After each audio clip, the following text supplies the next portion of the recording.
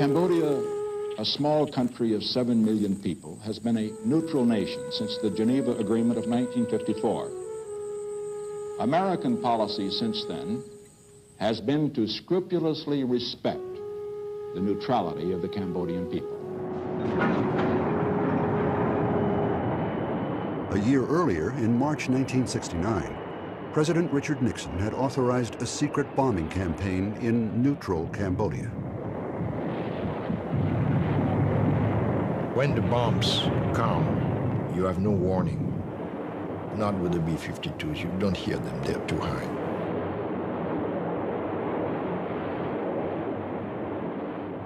The bombing signaled the start of a decade of unrelenting horror, in which 1/4 of the population of Cambodia would perish.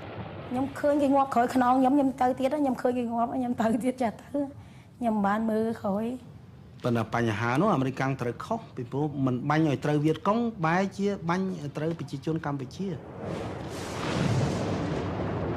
opposed to the bombing. I think it's wasteful, immoral, unnecessary, ineffective, and illegal. During the late 1960s, the once peaceful nation of Cambodia was engulfed in a war from which it has never fully recovered. How did it happen? How did this tiny Southeast Asian nation become one of the world's bloodiest killing fields? The tragedy that would engulf Cambodia, claiming an estimated 2 million lives, stands as a painful reminder of American idealism gone wrong. There's a lot of dead bodies on the hands of the United States government. When you survey American foreign policy in the 20th century, I think Cambodia is a low point in American diplomacy. Even worse, the United States was close to committing genocide there. It had all begun with the highest of ideals.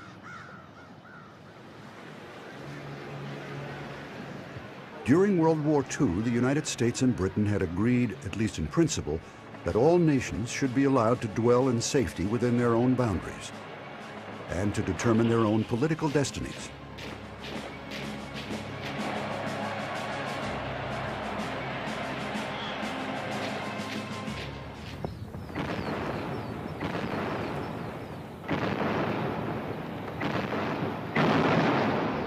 At the end of the war, the United Nations was formed, in part to provide a forum for the implementation of these ideals.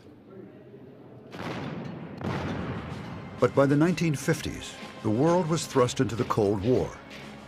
On one side were the capitalist democracies under the leadership of the United States. On the other, the communist world led by the Soviet Union. In Asia, the Cold War would soon erupt into violence. By the end of 1949, China was communist, France was at war against a communist independence movement in its colony of Vietnam. In 1950, war had broken out on the Korean Peninsula. Following an invasion of South Korea by communist North Korea, the United Nations intervened militarily under U.S. command. For America, there was no question that communism was advancing. President Dwight Eisenhower outlined what would later be called the domino theory. You have a row of dominoes set up and you knock over the first one, and what will happen to the last one is certainly that it'll go over very quickly. The domino theory attempted to describe an increasingly frightening political landscape in Southeast Asia. It was to become the backbone of American policy in that part of the world for the next 4 decades. If Indochina falls, Thailand is put in an almost impossible position. The same is true of Malaya with its rubber and tin. The same is true of Indonesia. If this whole part of Southeast Asia goes under communist domination or communist influence, Japan must inevitably be oriented toward the communist regime. While the struggle in Vietnam escalated, neighboring Cambodia had managed to gain independence from the French without bloodshed. This was largely due to the talents of its mercurial leader, King Norodom Sihanouk. He was to be the central figure in Cambodia's political destiny for the next 6 decades. In 1941, at the age of 19, Sihanouk had been installed as king by the French. I was chosen by Marshal Pétain to be king of Cambodia because the French believed that I would be a very flexible king, very pro-French, willing to let Cambodia remain as a colony of France. But the French were wrong when they thought they could manipulate the young king. In 1953, Sihanouk demonstrated a remarkable talent for statesmanship by negotiating Cambodia's independence from France. But Sihanouk would also exhibit a darker side. He thought he was the only source of power, and he resented any competition, any rivalry, anybody with an appeal, and he thought everybody was a kind of threat. Maybe because he felt somehow insecure, but he was a tyrannic person. He wanted to be the overlord. He was the overlord in the view of the people. The traditional way to address the king is something like, I am the dust under your foot, you know, and you are the master of my existence. And all that kind of way of speaking was really meaning something. 2 years later, in 1955, Sihanouk once again demonstrated his aptitude for politics. He abdicated as king in favor of his father, taking instead the title of prince. To Cambodians, he became affectionately known as Prince Papa. Sihanouk then formed his own political party and promptly won all the seats in the country's first election. Was very changeable. He changed his mind easily, and he has the character of a Machiavellian prince, you see.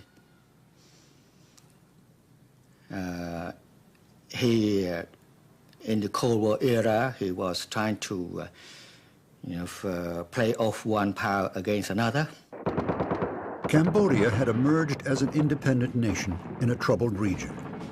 Neighboring Vietnam was already divided into two parts, a communist north and a nominally democratic south, and they were already at war. President Eisenhower's Secretary of State, John Foster Dulles, told the young prince that all countries, even new ones, had to choose sides in the war against communism. Your neutrality is foolish, Foster Dulles told me. In our world, you have to choose between the free world and the communist world. And please choose. Don't say that you are neutral. I repeat that I am neutral. Cambodia itself had a sizable Vietnamese population, but centuries of antagonism had created a legacy of deep-seated distrust between the two peoples. The last thing the new country wanted was to become embroiled in the Vietnam War. But the Cold War had made playing the role of a neutral nation extremely dangerous. From 1961 on, U.S. Presidents Kennedy and Johnson gradually increased American military involvement in South Vietnam. Early on, Sihanouk predicted how this conflict would end. He was quite convinced that the Americans, like the French, would lose the war in Vietnam, and that would leave Cambodia exposed to the wrath of the communist countries and to Vietnam once the Americans moved out of the area. Sihanouk made it clear to the Americans that their interference was not welcome in Southeast Asia. In 1965, the United States responded by closing its embassy in Phnom Penh. Sihanouk began courting a powerful new friend. He was leaning further and further toward the socialist camp, especially toward China, you see. And then China had begun its assistance, economic assistance, and then increase its assistance afterwards, you see. By the early 1960s, the political map of the world had been dramatically transformed. The worldwide decline of colonialism had given rise to dozens of newly independent nations in Asia and Africa. But these countries were often opposed to U.S. foreign policy at the United Nations and elsewhere. The United States decided it would set its own agenda in Vietnam.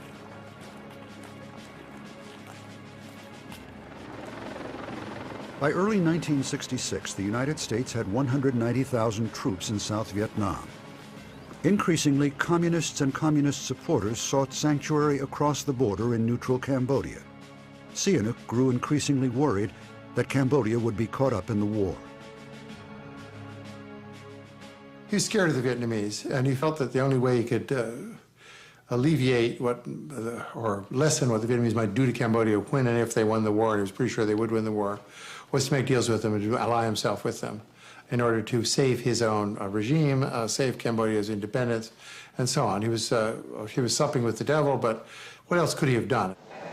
I do not hate the United States, but by opportunism, by patriotism, I had to help the North Vietnamese, and I got their permission to respect always Cambodia as an independent state, a neutral state, non-aligned state, without any interference in our internal affairs from Vietnam. Both sides in the Cold War were raising the stakes in Vietnam. The Soviet Union and China were increasing their flow of arms and ammunition to the communist forces. Reassured by his relationship with the Chinese, Sihanouk now took a major risk. He would let them transport supplies and weapons through Cambodia. We saw the Viet Cong there and North Vietnamese troops move in, but the number at that time is not many. No, they are very good friends with the people, you know. They come and help people like plant rice, harvesting, carry water and all that. Yeah, they are very good. Probably they train to be good discipline and be friendship with the people. Using Cambodia's neutrality as protection, the Viet Cong and North Vietnamese were attacking and killing Americans in South Vietnam. Infuriated, the United States military formulated a plan to attack the Vietnamese sanctuaries in Cambodia. My advice to Washington was not to take military action against Cambodia, not to bring the war to Cambodia, not to invade Cambodia, not to try to get rid of Sihanouk. Since the closure of the American embassy, the Australian ambassador, Noel Deschamps, was acting as the representative of the United States in Cambodia. I believe that if any of these things were done, it would bring disaster to Cambodia without in any way helping the United States win the war. And in fact, for the whole 4 years of Johnson's presidency, that advice was followed. Lyndon Johnson had steadfastly refused to allow the U.S. military to enter Cambodia. Despite the presence of the North Vietnamese, he still considered it a neutral country. But American policy would change with the election of a new president. In late 1968, America elected Richard Nixon president. He campaigned on the pledge to end U.S. involvement in the Vietnam War. In consultation with his newly appointed National Security Advisor, Henry Kissinger, Nixon adopted the American military's plan to destroy the North Vietnamese sanctuaries in Cambodia.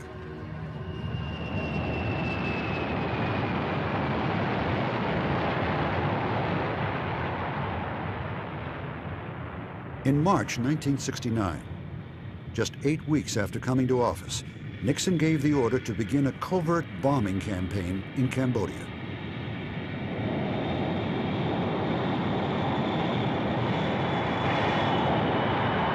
I was one of the first civilians to learn about the bombing of Cambodia. It was early March 1969. I wandered into the photo interpretation shop of MACV, and an enlisted man who was a photo interpreter said, "Hey, come on over here and take a look at this." He says, "We have a track here. We tried to bomb the headquarters of the 1st North Vietnamese Army Division, which was 7 kilometers inside Cambodia." Well, I was absolutely astonished and appalled. I said, "We did what?" Because it was absolutely against our policy to bomb Cambodia. The bombing raids over Cambodia would be cloaked in the deepest secrecy. The White House knew they could be regarded as an act of war against a neutral country. Air Force records were altered so that all traces of the bombing of Cambodia were eliminated. I guess they felt in large measure it could be justified that the communist side had violated Cambodia's neutrality, and they were fair game that when the truth came out eventually, they might be able to justify it. Later, Kissinger would defend the action. Cambodia was embroiled. It is an absurdity to say that a country can occupy a part of another country, kill your people, and that then you are violating its neutrality when you respond against the foreign troops that are on that neutral territory. It is total hypocrisy. For his part, Sihanouk took a pragmatic view of the situation. Just 3 months after the secret bombing campaign began, full diplomatic relations between Cambodia and the United States were reestablished. The quid pro quo for reopening diplomatic relations with Cambodia would have to have been the secret bombing. It seems to me that Sihanouk knew about the secret bombing, gave, and he's made many statements more or less to this effect, that he gave the Americans permission to bomb his Cambodian territory. Sihanouk had expected a massive injection of American aid. This failed to materialize. Sihanouk was struggling. The fact that he wasn't delivering economically, that Cambodia was slipping backwards quite rapidly, was building a lot of resentment at home. Firstly, in the army, he didn't have enough to actually give uniforms to the army or pay them properly. They felt belittled. Secondly, with the student population especially, because they didn't get jobs. There's the feeling, this strong feeling of longing for change, longing to take on responsibility by yourself. It's pervading the community in the capital city, particularly in Phnom Penh. For the first time in March 1970, while Sihanouk was traveling overseas, there were public demonstrations against the prince's rule.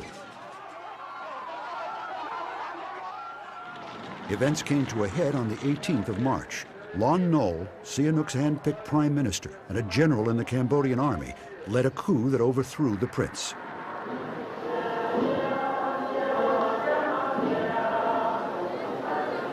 Lon Nol had been a confidant of U.S. officials in the military and among civilians.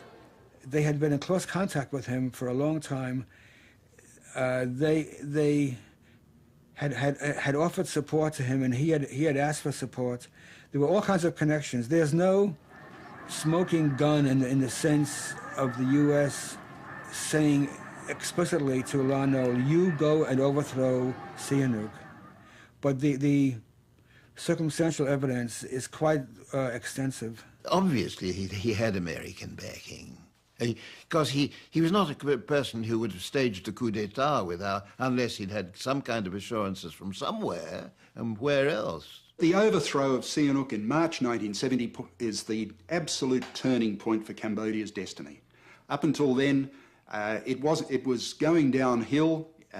Life was not what all Cambodians wanted by a long shot, but it was basically at peace. From then on, it was downhill.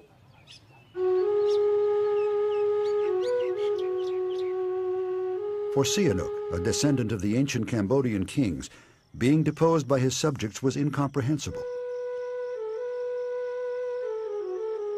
He could never relinquish control over his Cambodia.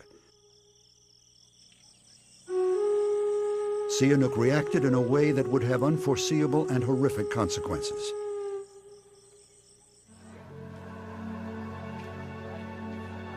Taking up a Chinese offer of assistance, Sihanouk was persuaded to form a government in exile, known as the National United Front of Kampuchea.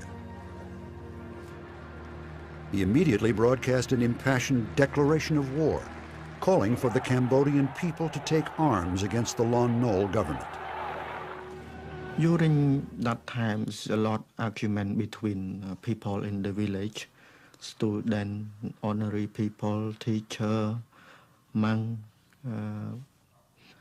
government employee, and all that about what's it called at that time the coup d'etat, and some support Lon Nol and some support King.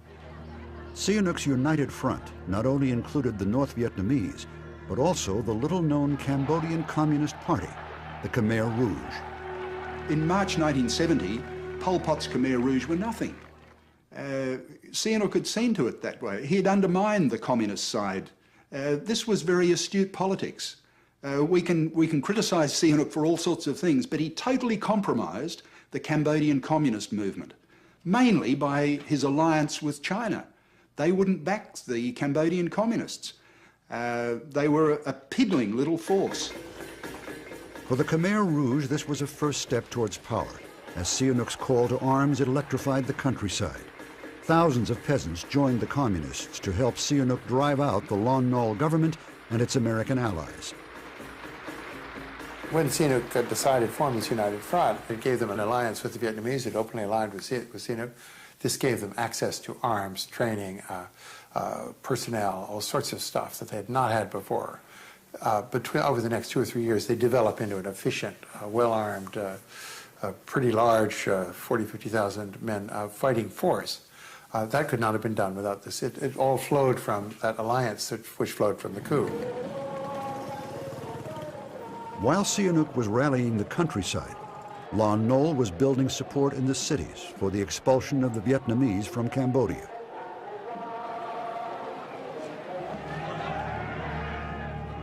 In some instances, atrocities were committed against Vietnamese who had lived in Cambodia for generations.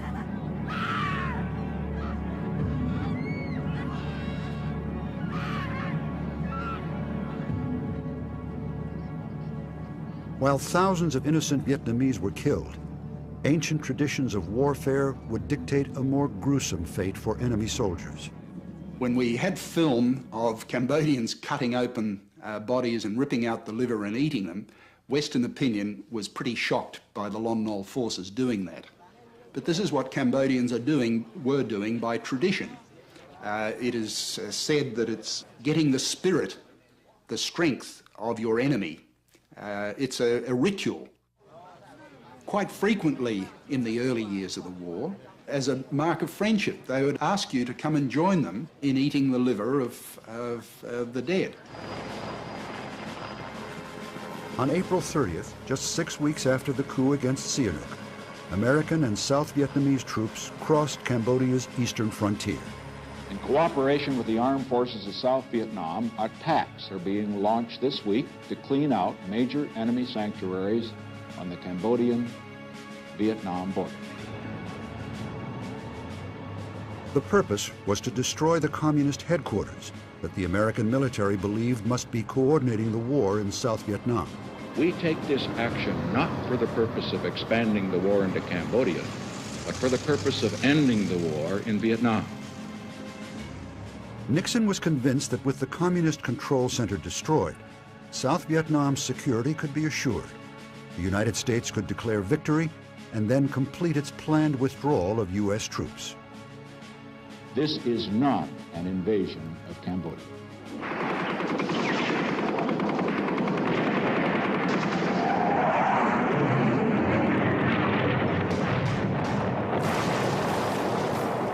You might know that the gun and artillery and shelling, they don't know you are innocent people or you are the Viet Cong, they kill everyone. Into my village, my neighbor house were burning and killed the people, injured the people, but you can do nothing. ប៉ុន្តែខ្ញុំចាំថាខ្ញុំរត់មួយយាយហើយនឹងមីងខ្ញុំម្នាក់គាត់ទូជាងខ្ញុំ និយាយរត់យឺតពេកខ្ញុំប្រឡែងនិយាយរត់ទៅរត់ជាមួយកងនិយាយទៅទាំងអស់គ្នាទៅប៉ុន្តែឃើញចាក់បាញ់ឆង់កបោះហោះចេះតែដេញបាញ់រត់ក្រោះចេះតែមកពីក្រោយយើងណាយើងចេះតែរត់ទៅមុខដល់ស្អែកទៅដល់ហួសភូមិគេផ្សេងខ្ញុំរួចខ្លួនលឹមឡើងត្រឡប់មកវិញអើយពូមីខ្ញុំងាប់4នាក់ស្លាប់4នាក់ប្អូនចដូនមួយខ្ញុំស្លាប់2នាក់ In the United States, Nixon's actions in Cambodia triggered widespread anti-war protests.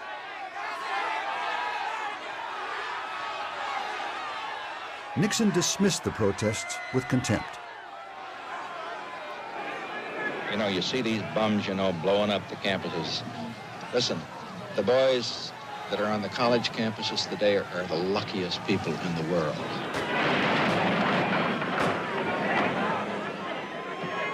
Less than a week after U.S. troops entered Cambodia, 4 students were shot and killed by panicked National Guardsmen at an anti-war demonstration at Kent State University in Ohio. There's no coincidence that the age of campus unrest coincides almost precisely with the escalation of American involvement in Vietnam. It is no coincidence that the killings at Kent State came hard on the heels of our invasion of Cambodia. I can now state that this has been the most successful operation of this long and very difficult war. I frankly think that Nixon was quite courageous in taking that action, and I know it was not the popular thing to do. It's not even popular for me to say it here 30 years later. But he was protecting American forces, and it worked. In fact, U.S. troops never found any communist headquarters in Cambodia. I think the Americans were deluded a bit about this idea of a central military headquarters. And of course, the Vietnamese never had such a thing where they would centralize everything. They were working in a kind of networking of commanding places and moving all the time. In the United States, Nixon's policies were causing grave concern. A growing number in Congress felt something needed to be done. As to stopping the use of our own forces, we can do it by prohibiting the use of funds, by denying funds. That's the constitutional authority we have. Even though the American military withdrew after 60 days, Congress passed legislation prohibiting further use of U.S. ground forces in Cambodia. This was the first time Congress had restricted the military authority of a U.S. president during wartime. Nixon's decision to invade Cambodia had engulfed the country in war. The Americans made a mistake. They were pushing, forcing the Northern Viet Cong troops to move quick inside the country. Once the Allied forces came charging across, they just swept the Vietnamese deeper into Cambodia and spread the war, spread it to Cambodia's great sorrow. The Americans failed to realize that their invasion would unleash a wave of brutality and violence directed at Cambodian villagers by the South Vietnamese military.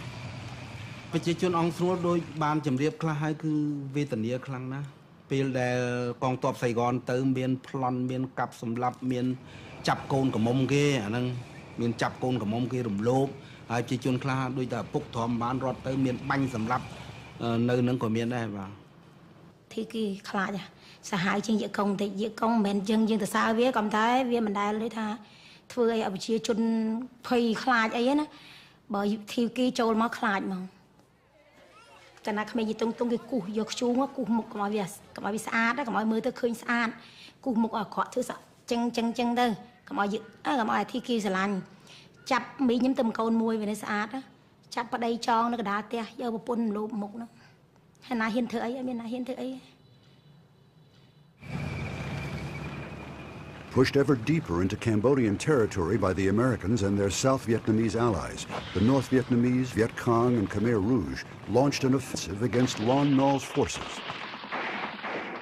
This is a country which is defending its sovereignty against outside aggression. Emery Kobe Swank was the first American ambassador to Cambodia since the reestablishment of diplomatic ties. They have asked for our help, and I think it is a part of what we are calling the Nixon Doctrine, that we help people help themselves, help people to defend themselves. That's what the program here is all about. Cambodia is the Nixon Doctrine in its purest form. Because in Cambodia, what we are doing is helping the Cambodians to help themselves. Nixon called it the Nixon Doctrine in its purest form because you can read it two ways. I mean, it's either the darkest way to read it is that America had no stake in a place where there was no American lives at risk and no American interests at stake.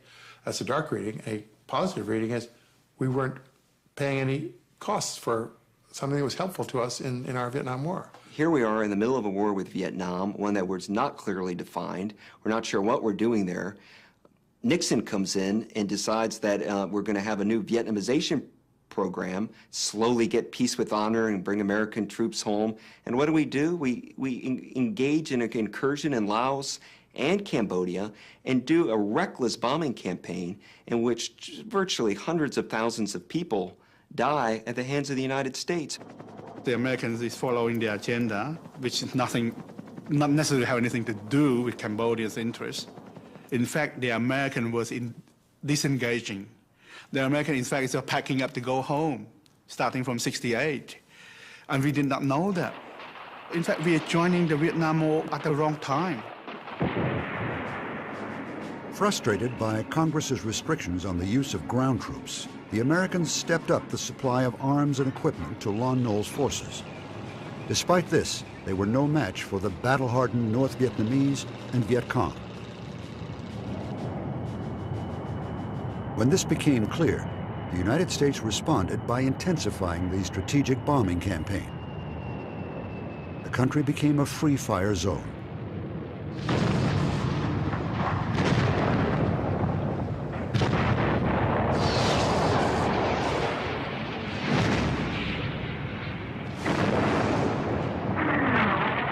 Despite this massive effort to destroy the communist forces, in fact, very little was known about the membership or motivations of the Khmer Rouge.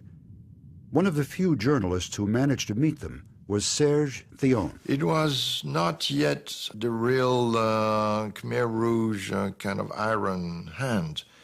It was still very nationalistic, very purely anti-American. There was no word of communism or social reform or whatever. We met the local village chief, and these people were not communist. I mean, they probably had no idea that they were part of a guerrilla that was led by the communists. You know, they were looking at the king, at Sihanouk. They felt they were on the good side. They felt that they were fighting against the intruders, that these Americans were there, that the Lon Nol and this military were mercenaries of the Americans. So they thought they were doing this kind of civil war just to regain their freedom and to return to the status before the war. 4 years and 2 months ago, when I first came into this office as president, by far the most difficult problem confronting the nation was the seemingly endless war in Vietnam. In January 1973, delegates to the Paris peace talks announced terms for a formal ceasefire in Vietnam. Tonight, the day we have all worked and prayed for has finally come. However, what appeared to be good news for Vietnam was bad news for Cambodia. The majority of the North Vietnamese and Viet Cong forces withdrew, leaving the Khmer Rouge in charge of 75% of the country. From now on, the conflict would be Cambodian against Cambodian.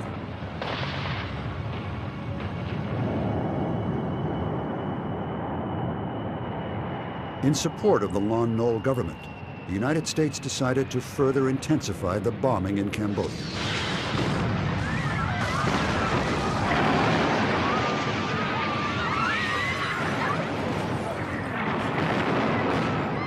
Concentrated all the air force, air power in Asia over Cambodia. So all the B-52s from Guam and so on. And the American embassy in Phnom Penh, they would take the map and draw a square and say, okay, obliterate that square. And since their intelligence was not very good, they didn't know exactly where the troops were. They bombed the villages away, and they killed an enormous amount of civilians. The bombing was considered by friendly military experts as essential to prevent the loss of the provincial cities that were still controlled by the Lon Nol government. It was really trying to hit a fly with a sledgehammer. They would fly out, you know, at 20, 30,000 feet, and they would simply unload. They had no idea. In some cases, the air crews flying out of Guam didn't even know what they were bombing.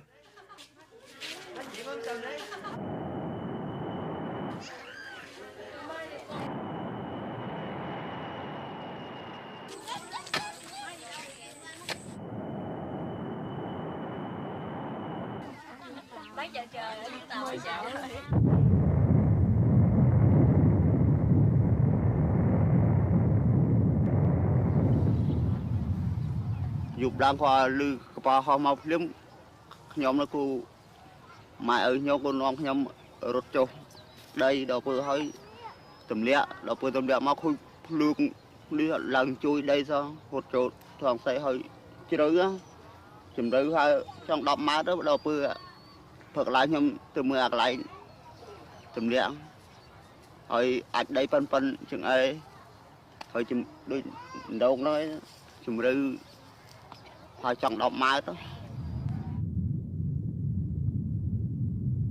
think it's inevitably associated with bombing. You're always going to hit civilians, particularly if you do it from a great altitude. In August 1973, U.S. warplanes mistakenly bombed Nyak Luang, south of Phnom Penh, killing over 100 civilians. We had a great ceremony in which the United States publicly apologized, and I turned over funds to representatives of the town who came.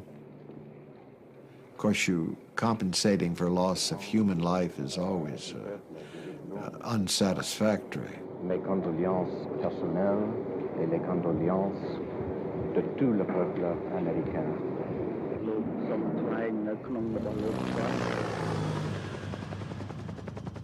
This 6 months campaign killed around 500,000 people.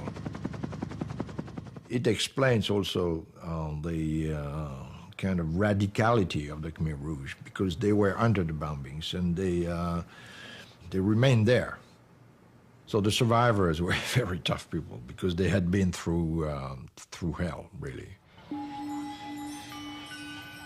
In March 1973, Sihanouk returned to Cambodia for the first time since his overthrow.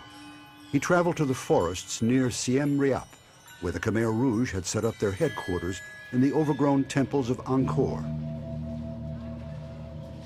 His intention was to solidify his leadership of the anti-American alliance.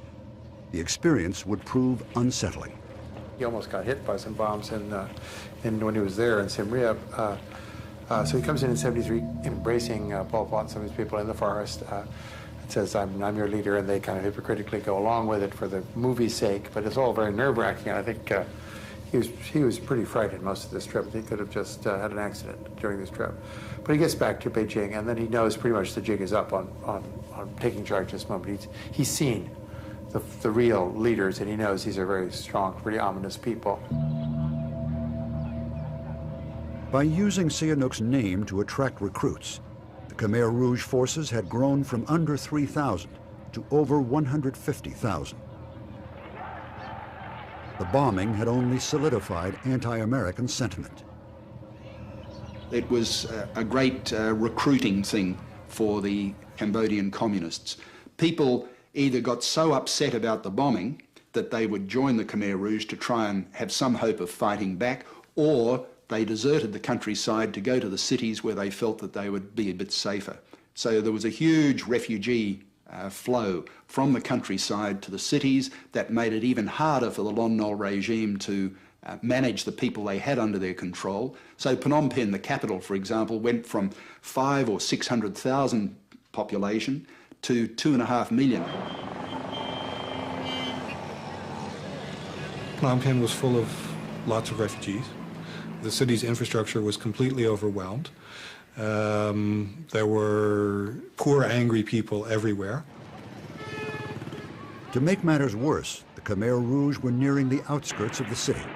This brought the American bombing ever closer to populated areas. Pendant le bombardement, il y a des tremblements. On ne peut pas dormir. Il faut descendre de l'appartement pour chercher l'abri. Parce qu'à cette période-là, on a fait des abris avec des sacs de sable. S'il y a des éclats, on peut protéger contre les éclats. It became the so-called carpet bombing of Cambodia, which led to widespread devastation. The nation of Cambodia, as was known before, was becoming non-existent. In the 6 months following a ceasefire in the Vietnam War, the Americans dropped more than 250,000 tons of bombs on Cambodia, 3.5 times the amount dropped on Japan during the Second World War.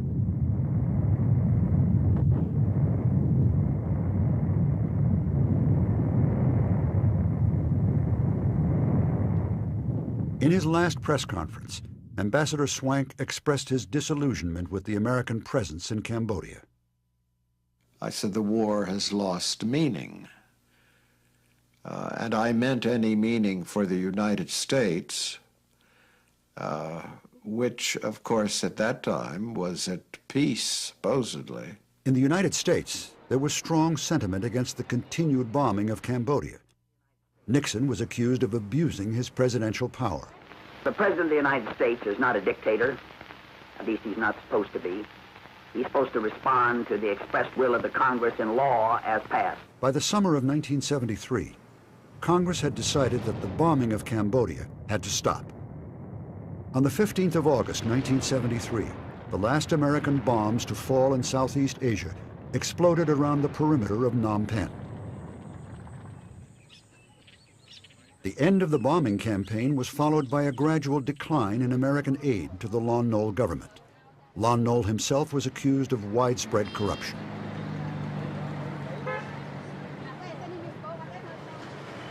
They also had to survive the lousy leadership of their political leaders and their military leaders. The cowards who would stack the wages bill with a whole lot of ghost soldiers who didn't exist. They would draw pay for them, pocket the pay, and then when the fight came, they were under strength. They might be thousands under strength. Of course, they would lose. And the ones who were unfortunate enough to be at the battlefront were the heavy losers. Soldiers were very unhappy. They weren't being paid. They were being sent out to die for what they perceived quite rightly as a corrupt authoritarian regime, and were reluctant to die for that. The place was coming apart at the seams. General Dien Del was one of Lon Nol's few effective military commanders.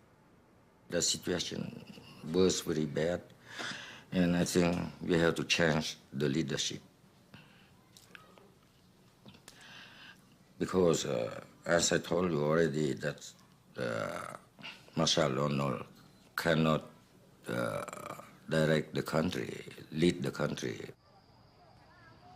By early 1974, General Dien Del and other senior military figures were prepared to stage a coup in Cambodia. David Whipple was CIA head of station at the time. There was a coup organized by Khmer, our friends, officers. They were going to overthrow the government of this in Phnom Penh. And I had extremely good intelligence on this. But the Americans intervened, preventing the coup and saving the Lon Nol government. Some foreign friends don't like I to do that. because not in their interest. Using my local base chief, I stopped the coup. And the way I stopped the coup was simply to warn the coup plotters that if they did that, that would land them, that would end up very detrimental not only to them, but to their country and to their whole cause. And persuaded them that they would not get any support from the Americans if they did that. By early 1974, Richard Nixon was engulfed in the Watergate scandal. Charged with widespread abuse of presidential power, Nixon resigned on the 8th of August, 1974.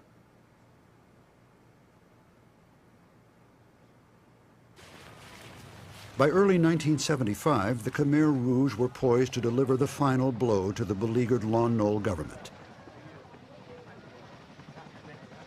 Lon Nol departed for exile in Hawaii, never to return to Cambodia.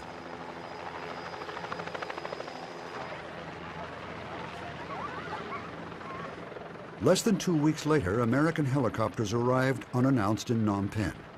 The last remaining Americans and a handful of Cambodians were evacuated from the besieged city. David Whipple was on the last helicopter to depart. The Khmer didn't know we were going to do this, and we were embarrassed to do it. And as I took off, I got in this chopper, and there were some military officers in there, American, who had been military attachés and that sort of thing. And I remember one or two sat on either side of me in the thing, and both of them wept because we were letting down the people who are depending on us. And you look out the window of the chopper, and you see all these people looking at us perfectly normally. And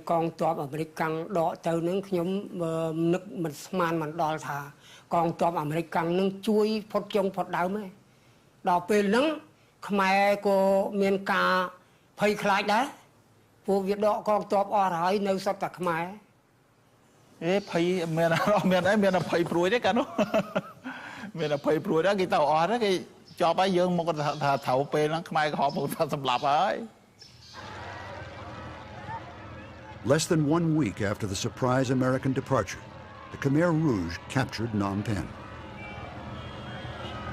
នៅពេលដែលថ្ងៃទី17មេសាហ្នឹងគឺថាពេលដែលគេទទួលបានជ័យជំនះហ្នឹងប្រជាជននៅក្នុងទីភ្នំពេញបានយកកណាត់សដោតធ្វើជាទង់ជ័យហើយទទួលអបអរសាទរថាស្រុកយើងបានសុខសប្បាយហើយបានរំដោះហើយប្រជាជនលោកធ្វើអញ្ចឹងហើយទាហានលន់នល់បានមកហ្នឹងលោកដោះខោអាវទាហានចេញលោកពាក់ខោអាវស៊ីវិលដើម្បីទទួលពួកជនកុម្មុយនីសដែលចូលមក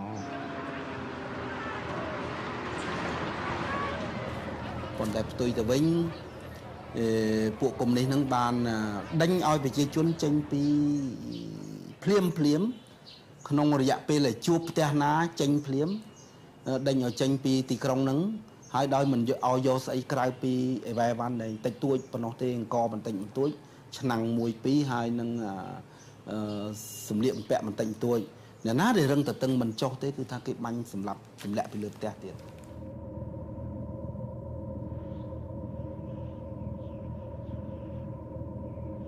In one of the most brutal forced relocations in history, in a matter of days, the entire population of Phnom Penh was driven out of the city and into the countryside.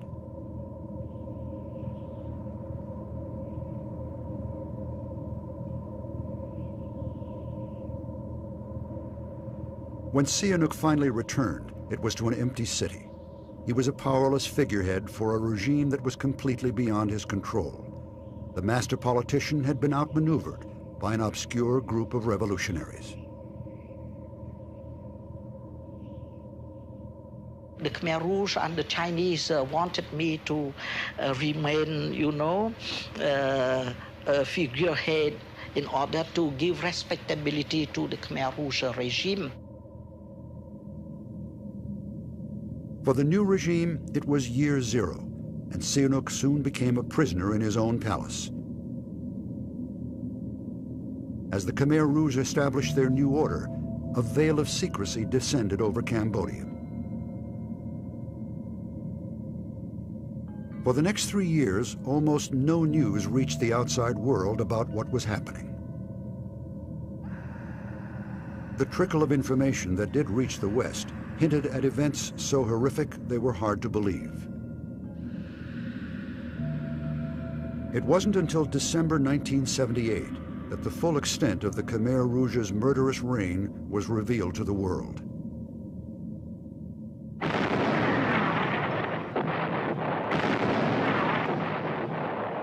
Fear of the Vietnamese had compelled the Khmer Rouge to attack their powerful neighbor.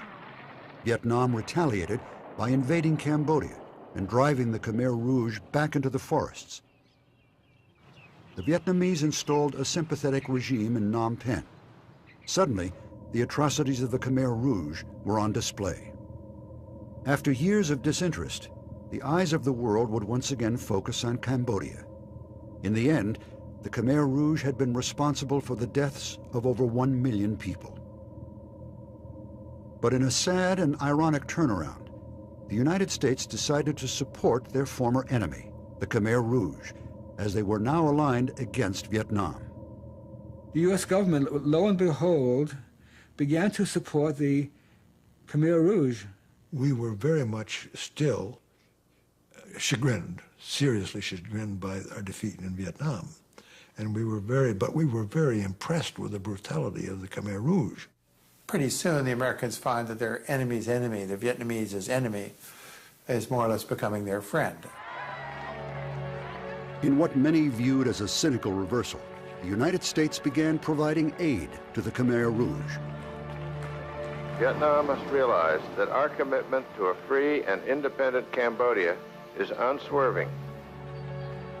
By the 1980s, America's priority in Asia was to support the Chinese, who in turn supported the Khmer Rouge.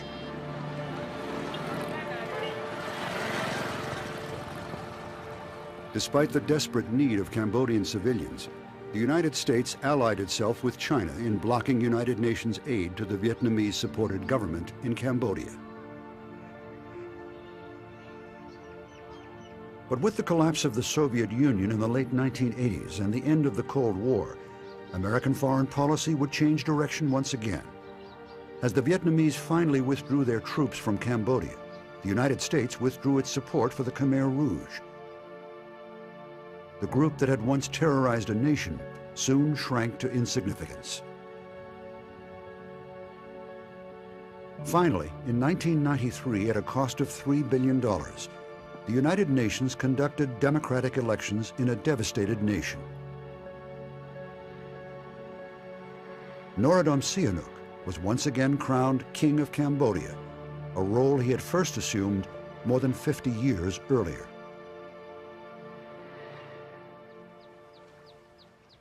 In the Cambodian countryside, B-52 bomb craters serve as a reminder of a time when death fell from the sky. It was the beginning of what turned out to be more than 3 decades of chaos and violence, resulting in 1 million deaths. As Cambodians seek to rebuild their devastated country, the question remains,